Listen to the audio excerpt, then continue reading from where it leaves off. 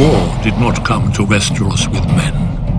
In the dawn of days, the children of the forest fought the giants. But neither race sought to destroy the other, or lay claim to the continent. They couldn't. The children hunted and fought with dragon-glass arrows and spears, and the giants had only the branches they pulled from trees. Nor could both races fill more than one of the 7 kingdoms of today. Then the southern deserts coughed up a new race, the first men, who had crossed the narrow sea over the Arm of Dorne. Unlike the children and giants, the first men lived in huts and villages and farmed the land to eat. And there were so many. As the numbers swelled, men needed ever more fields and timber. Of course, they saw that the great forests could provide both. When they cut into the deep woods, however, they stumbled on a strange sight.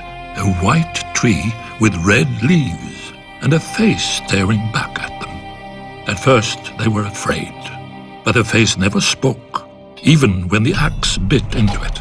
The first men didn't know what a weirwood was. They didn't know that a weirwood grows forever if left in peace, or that the native children believed their spirits went into it after death. The children had no letters or runes, all of the history, songs and prayers, only the trees remembered. When the children looked at the cleared fields, they saw not white stumps, but their ancestors now lost forever, with their bones stolen to line the invaders' walls. Driven mad by grief, the children attacked.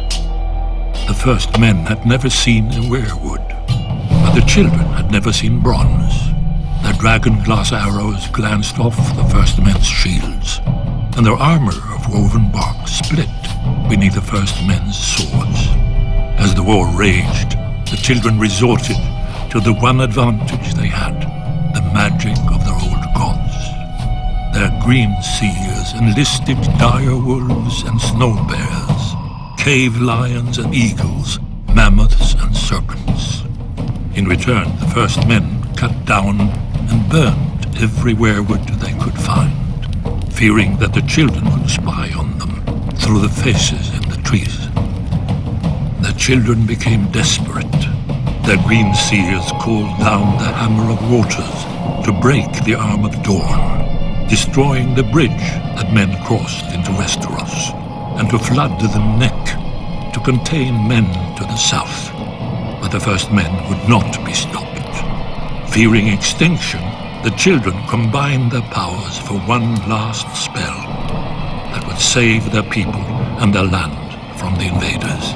By themselves, the children were too few to resist the onslaught. But if they could turn men's numbers against them? After hundreds of years and untold death and destruction, the wisest heads of the children and the first men finally prevailed. The children couldn't win this war, and the first men didn't want to win, fearing the cost of victory. Heroes and rulers on both sides met upon an isle in the god's eye to form the pact. The children gave up all the lands of Westeros, save for the deep forests, and the first men swore that they would no longer cut down the weirwoods. Thus ended the Dawn Age and began the Age of Heroes.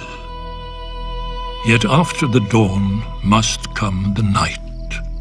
The great evil that the children unleashed in the war returned centuries later, and only an alliance between the children and men defeated it. Now it comes again, when the children are a shadow of what they were, and men have long forgotten. But the trees remember, and Brandon Stark must learn. Or, as we watched the first men, so we will watch the last.